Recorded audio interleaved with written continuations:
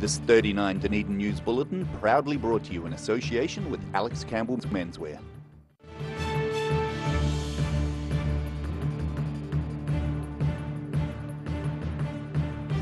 Tonight on 39 Dunedin News, it's party time for a local radio station, and it's marking the occasion by adding a visual to an oral story. The city plays host to an annual pipe band contest, despite the fact no local teams were entered. And marching teams put their best feet forward in a regional competition that's expected to entice new members.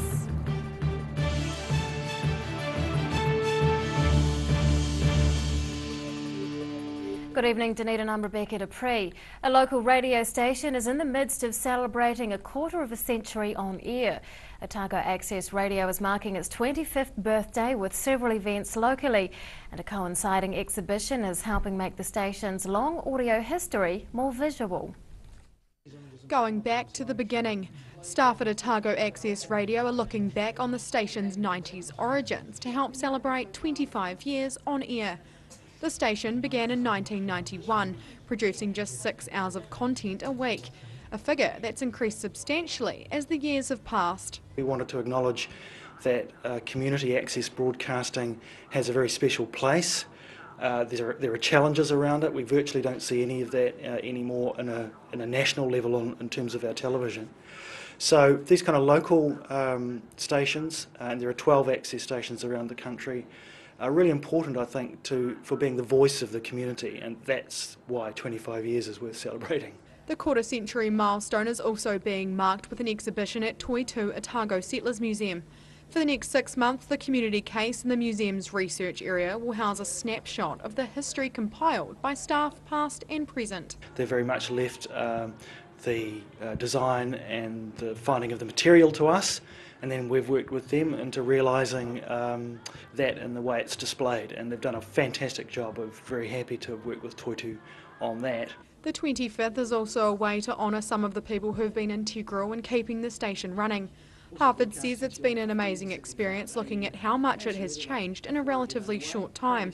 He expects this is just the start of celebrations, with more stories beginning to emerge. We fully expect that through the next several months we'll continue to celebrate the 25 years and to find out more about what people remember and the associations they've had with the station and its various guises. The Toitū display is likely to be up for the next 6 months, with station staff planning complementary events throughout that time.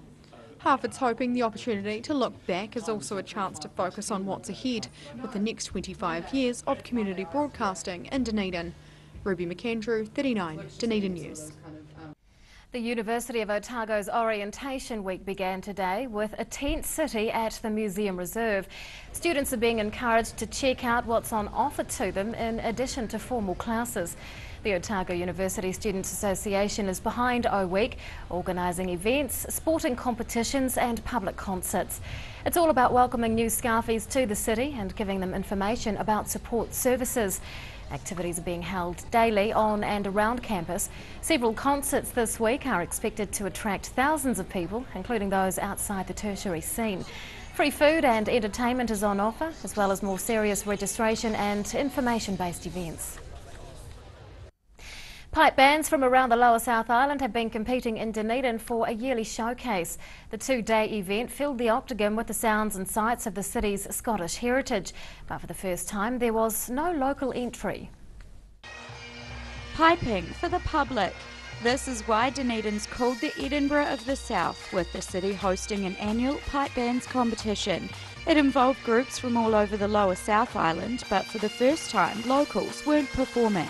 Just at the moment, Dunedin's going through a little bit of a lean period in terms of particularly the leadership of bands. So we've got plenty of learners. There's at least 2 schools running, private schools, that are teaching learners, but at the moment we lack a talented leader. Just 7 and 8 bands performed on Saturday and Sunday respectively. There's usually 12 to 16 entries, making this the worst turnout in the event's history of more than 20 years. But organisers are optimistic about the future, as it was a one-off event in the capital, impacting on numbers. There's the Edinburgh Tattoo going on in Wellington at the moment. So there's one or two bands we have lost to that event. They're actually performing, but also because it's the weekend, a lot of the players have gone this weekend to see the tattoo. The two-day showcase proved a hit with members of the public, especially visitors to the city. Cruise ship passengers and other tourists were intrigued by the display, as were tertiary students new to town. The people are really fascinated by what we do and why we do it. The reigning champions from Invercargill were the only ones with Grade 1 certification. Other competitors travelled from Christchurch, Timaru and Oamaru. Despite low entries, the event went off without a hitch. It's the biggest pipe band contest in the South Island, and now performers are tuning up for the Nationals, being held in Fielding in 3 weeks' time. Rosie Mannins, 39, Dunedin News. Vandals have trashed 3 homes in the student quarter, where firefighters have also been dealing with 2 couch fires. Houses in Leith Street North and Castle Street were damaged over the weekend as vandals smashed windows, punched holes in walls, ransacked rooms and stole beer. A door was ripped off a dryer, a television and printer were thrown against walls and cables were snapped off electronic gear. 2 couch fires in Castle Street are being investigated, and police have also arrested 2 young Dunedin men for disorderly behaviour in the area. The incidents coincide with the return of tertiary students to the city, and police are stepping up their presence around campus. Marching teams from the Lower South Island put their skills on show over the weekend for a regional competition. Participants were vying for glory in the Otago Marching Championship held in Mosgiel, and the event gave local marchers the boost they needed for a national contest. Marching to the beat of the drum, these local marchers are vying for the top spot in the Otago Marching Championship. Teams from around Otago and Southland met over the weekend for the regional competition in the lead up to the national champs. This competition today is Otago Marching Championships, which is a culmination for the teams of their work up until now for the season and a build-up towards their national event, which is being held in Auckland. 10 teams of different ages displayed their art at Memorial Park in Mosgiel. Regional marching teams have seen an influx in numbers with the introduction of 2 senior marching teams to Otago. But the Regional Association says it can be a little trickier to recruit younger people into the sport. It's a bit more difficult to get the younger ones in, and that's where our growth should be. But it's a very time-consuming sport, and there is a lot involved for fundraising and such like. Otago teams are now looking to the National Marching Championship taking place in Auckland next month. Despite the need for younger marchers, Otago also has one of the most competitive youth teams in the country. The under-16 group has won the national title before, and now they're looking to regain it after losing it last year. Onyx Militia's under-16 are a force to be reckoned with. They won the South Island Championship this year, and they have in the past won the national championship. So they're out to try and reclaim that title this year. Selected teams will head to the national competition in early March. Annabelle Dick, 39, Dunedin News. Still to come on 39 Dunedin News, we meet the man who's moved here from Washington to oversee the Southern Police District, and more than 100 craftspeople exhibit their works in a bid to attract new members.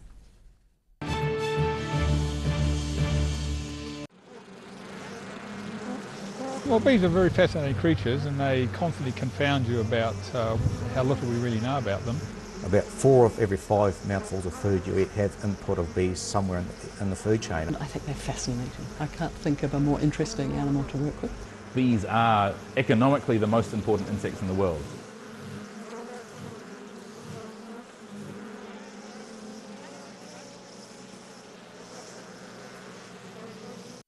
We're at Alex Campbell's. We've got far too many shirts. We've got buy one, get one free at the moment on all shirts. Business shirts, short sleeve shirts, you name it. Buy one, get one free. Buy one, get one free. Buy one, get one free. Buy one, get one free. Every reason, every season, we're proud to dress the region. Alex Campbell Menswear, it fits. For professional, reliable and approachable service where your dream kitchen design can become an affordable reality, contact the team at Kitchens for Less. Call 455 9973 or visit us online. Grandad loved his family and surfing, in that order. He taught me to surf, and we spent a lot of time in the water together over the years. When he died, I strapped the camera to the nose of his old board and filmed the paddle out at St. Clair. Gillian's played the video on the big screen at his funeral. Grandad would have loved having everyone come out one last surf with him. Gillian's Funeral Services, helping families celebrate the lives of their loved ones for generations. Gillians.co.nz. Are you looking to add a new dimension to your home? A Christie's glass house and shed will add value to your property and increase your gardening pleasure, and can be easily ventilated during the day. A Christie's garden shed is a brilliant addition to your backyard, adding to your storage capacity. The great Kiwi glass house and shed come in all shapes and sizes, are manufactured in Dunedin, and come in a range of nature-inspired colour steel colours or metallic zinc aluminum finish. Choose the Kiwi shed that has stood the test of time. Choose Christie. Pregnant? Need to talk? 24 hours a day, 7 days a week. Pregnancy counselling services are here to help. It's free, it's confidential. Call us now on 0800 773 462.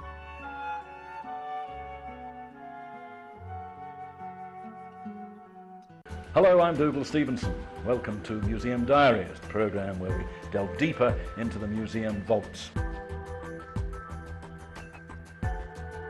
So this week, Greek ceramics, the Otago shag.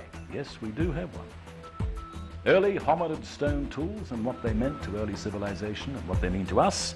And you'll love this, Thomas Jeffrey Parker's glycerin stomachs. Here's something else to look forward to sinking your teeth into every weekend with the Otago Daily Times, the Weekend Mix, your guide to what's hot in fashion, entertainment, food and more. New weekend magazine in your ODT. Pick up your copy this Saturday. Welcome back. The commercial arm of the Dunedin City Council is performing well, with the latest 6 monthly figures showing a healthy surplus. Dunedin City Holdings Limited is reporting an $8.7 million surplus for the last half of 2015. That's down slightly on the same period in the previous year, but Chairman Graham Crombie is pleased overall. He says taking into account the activity of some subsidiary companies, the umbrella organisation has increased its profits. It has also reduced its debt by $5 million. The Southern Police District has a new man in charge who's just moved from Washington for the role. Superintendent Mike Pannett is settling into work at the Dunedin Central Police Station, and he joins us to talk about the challenges ahead. Good evening. Good evening. Welcome back to Dunedin. Thank you. What are the main priorities for policing in this district? I think that our main priorities are around making the city and the district as safe as possible. In fact, I would like to be bold and say the safest place to live and visit in New Zealand, but also to make sure that the people feel safe and are safe in the district. How are you hoping to make a difference? I think that there is a lot of different measures that we can do, but I think the big part is community engagement. It's by having the right staff in the right place at the right time, with good community connections, having the right equipment and the right training for those staff, and to make sure that they understand the needs of their local community. What are the challenges in improving crime statistics locally? I think a challenge going forward with crime statistics is actually to ensure that they accurately reflect what's occurring in the community. A big part of any crime statistic is the volume of crime that is actually reported and making sure it reflects what's occurring. Reporting of crime in a domestic or dwelling, particularly violence, is a very difficult crime to encourage and to accurately get reporting on. So we certainly encourage that kind of reporting, but also the people, the connection, making sure that we have those community interface, so if there is a crime, if there's a problem, we hear about it early and our staff can do something about it early. What areas are local police doing well in already? I think we are doing very well in Southern in respect of trust and confidence to the community. I think that the statistics and certainly the feedback I'm getting so far is that there are some very experienced and very knowledgeable police staff here who have good community interface, so that's an area I want to encourage. Now, what attracted you to this role here in Dunedin? My background has been through provincial policing, small stations, small districts, and apart from time in Wellington and Washington DC, my bulk of my service, my enjoyment, my policing career has been very much focused on that rural provincial areas of New Zealand. Tell us about your job in Washington. So Washington was a big transition from New Zealand. I was based out of the New Zealand Embassy in Washington DC, and geographically covering Canada, the USA, Central and South America and the North Pacific. So it was an interesting job. I never had 2 days the same. The workload was very much around consular, assisting our Ministry of Foreign Trade and Affairs partners with New Zealand's in difficulty. Transnational organised crime was a big part of it. Also national security and terrorism. But on a day-to-day basis, there was a lot of relationship building with countries, building trust and confidence in New Zealand, but also assessing how those countries could help New Zealand and New Zealanders going forward. Was it a bit of an eye-opener? Yes, it was an eye-opener, and like with many countries, there is stuff that is done outside New Zealand, and particularly in the United States, that is done very well, but there's also things that we can learn from and make sure we take those learnings back into New Zealand. And this role back here in Dunedin, is that a job that you can see yourself staying in for a while? It's a job I'm very glad to be in, and I will certainly be here for as long as possible. Superintendent Mike Pannett, thanks very much for coming back to Dunedin and for popping in to see us. Thank you. See you again next time. After the break on 39 Dunedin News, the local group reels in new members using works that have been more than 10 years in the making. And Chinese New Year celebrations draw to a close with a lantern festival. Do you want support for your breathing? You are not alone. In New Zealand, over 600,000 people have some form of breathing difficulty, especially with the high pollen season in New Zealand. Puff Plus is an excellent natural product developed to support lung function and breathing difficulties. Puff Plus is so effective, you get a no questions asked, money back guarantee on the first purchase. Give it a go, you have nothing to lose. Call now, 0800 502 402. Take as directed. If symptoms persist, see your healthcare professional. Don't miss the home show. Lots of great ideas, great prizes, great deals. Kitchens, bathrooms, furnishings and lots more. The Epicenter More FM Arena, 4th, 5th, 6th of March. Adults $10, children free. See you at the home show. We've got it's all about our customer care, great food, great coffee and supported by some awesome staff. We think it's really important that the customers when they come in here have a good experience and leave wanting to come back. And I think in a nutshell, that's what the Good Oil is all about.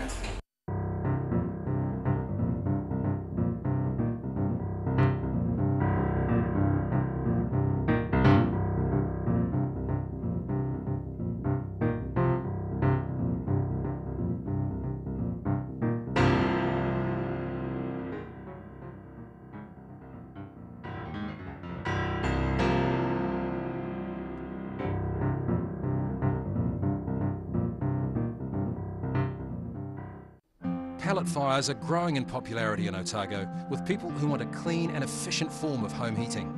The sight of a burning flame without the problems of chopping, stacking and carting wood around is a winner.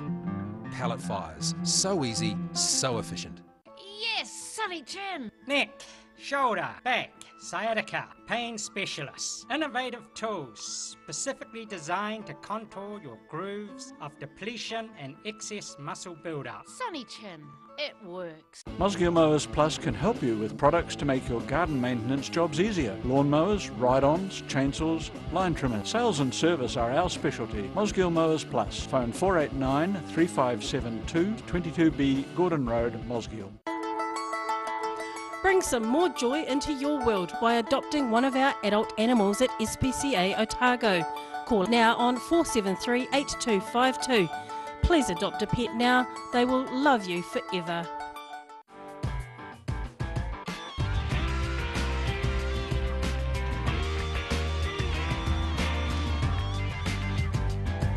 Tune in on Thursday for Motorsport Night on Dunedin Television.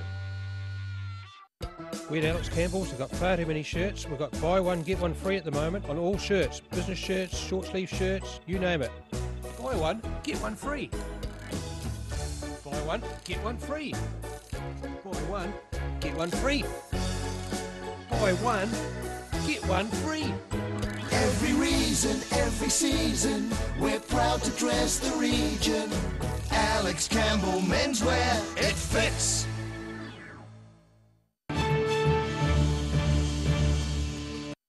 Welcome back. Dunedin police are still looking for the driver involved in a hit-and-run incident on Friday morning. A female postie was on her motorbike when she was stopped at the intersection of Bayview Road and King Edward Street when a Ford Falcon was reversed into her. The incident happened at about 8:45 a.m. It's alleged the female driver of the dark red Falcon drove off despite the postie screaming at her.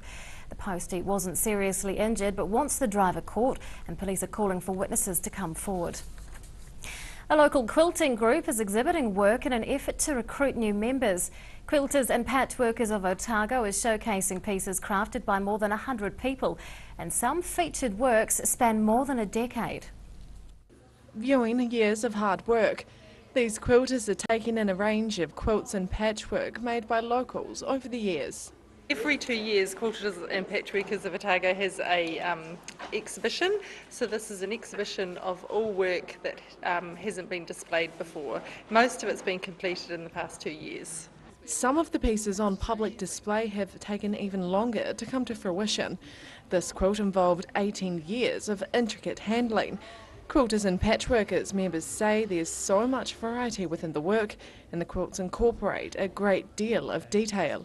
There are so many quilts, quite different but completely beautiful in their own way, and although the colours of one might not appeal, the techniques, you look at those and you're just blown away by the effort and work that's gone into it. The Dunedin-based quilting club boasts 120 members, ranging in age from 21 to 87. Members are using this opportunity to get the word out about what they do, as well as grow numbers within the group. There's lots of people that are interested in quilting, and I think to continue to have more people join the group and just sort of to share the craft with those people, and to the group itself is lots of fun. The club's inviting residents to attend the exhibition and vote for their favourite pieces. Work will be on display at the community gallery until the end of the week. Annabelle Dick, 39, Dunedin News. Hundreds of locals have spent their weekend celebrating traditions from far away.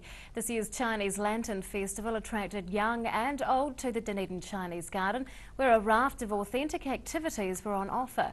And organisers were pleased to offer a fitting end to what's been a busy program for the Chinese New Year. Writing messages of good luck for the new year. Dunedin residents, young and old, have been taking part in a calligraphy workshop as part of Chinese New Year festivities. The Lantern Festival at the Dunedin Chinese Garden marked the final day of this year's celebrations. That 15th day actually marks the first full moon of the lunar calendar, and it also signifies the arrival of spring and the time for reunion of family. To celebrate the Year of the Monkey, children have been making lanterns as well as taking part in a raft of other Chinese activities. The lantern celebration has been held before at the garden, but this year it's been given more importance. This Lantern Festival is a first for the garden, because in previous years we've actually grouped Chinese New Year celebrations and Lantern Festival into one action-packed weekend. So this year we decided we'd split them up and just acknowledge that distinction that the Chinese do actually have between the two. Waterman says by separating the events out, staff have been able to put more effort into each individually. Several public workshops have been put on, including a tea ceremony, cooking classes and calligraphy lessons. It's all about allowing residents a glimpse into another culture. I guess a lot of people may have heard of Chinese New Year or Lantern Festival, but not really understood what it was, or had the opportunity to experience a slice of the culture. So that's what it's really important to just give it a go, whether that's with the food or trying your hand at calligraphy or just entering the garden in the festive time. The event is the last in a series of Chinese New Year activities over the past fortnight. Staff are pleased with the amount of people through the garden over that time, making the future of events like this more certain. Ruby McAndrew, 39, Dunedin News. And now recapping tonight's top stories on 39 Dunedin News. Otago Access Radio is celebrating 25 years on air with a series of events and an audio-visual museum exhibition. The annual pipe band showcase in the Octagon went ahead without a local entry for the first time, but organisers are staying optimistic. And Marching Otago is looking to recruit more young members as team competitions are heating up ahead of the national champs next month. Well, it's time now to find out what's going to be in Tuesday's Otago Daily Times, and Dave Cannon joins us. Good evening. How are you? We are looking at the ongoing saga of the Delta Schmozzle with their investment in Christchurch. We had a story on Saturday saying they were going to be in the red to about 13 million. Now we believe it might be closer to 20 million. So we're having a look at that. So bad news for the ratepayers. Orientation week this week kicks off. We've got the convocation ceremony on tonight, and we've got a full page in the paper every day this week of orientation week activities. City Council meeting today. We've got full coverage of that tomorrow in the paper. There was a bit of a dust up about the conflict of interest policy today, which didn't get through. And the Wash is back, thanks to the detours while I've been away recovering. And the Wash is calling for readers to show us the need for weed eaters around Dunedin, where we could do with a good tidy up. We've already found one rather bad area, and I'm sure there's others out there. So. An interesting read. Thank you, Dave. You. It's tomorrow's ODT. Time now for local weather. This weather update is proudly brought to you in association with Silverhorn's Puff Plus. And here is today's city view. It's taken of a lone house dwarfed by the ocean. Very poetic. At 3 o'clock, the central city recorded 17 degrees, 19 at the Gardens, 22 for the Tyree. To the situation, and an anticyclone is moving over the country now. From Wednesday, it will move away with a mild nor'west flow developing again. To the forecast around the main towns in the Lower South Island for tomorrow. Westerlies with some cloud for Invercargill and Gore. Nor'westers and showers for Tiana, but a fine day for Alexandra with 25 degrees. And a fine day for Queenstown, Wanaka and Twizel, all on 25. Fine in Oamaru with nor'easters and a high of 20. And Dunedin tonight remaining fine with a low of 10. Tomorrow fine with high cloud developing. Nor'east winds 21 degrees. And on Wednesday, in fact, not Thursday, sunny and warm with northerlies and a high of 24. To the Otago Pallet Fires tidal and fishing information, and high tide tomorrow afternoon is at 20 to 5 and low tide is at 10 past 11. And to the fishing conditions, and tomorrow is looking pretty good, especially around 2 o'clock.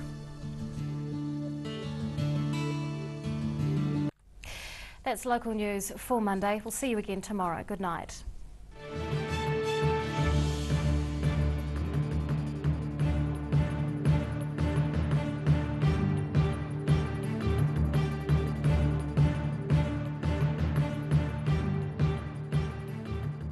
This 39 Dunedin News Bulletin proudly brought to you in association with Alex Campbell's Menswear. Supporting local content so you can see more of New Zealand on air.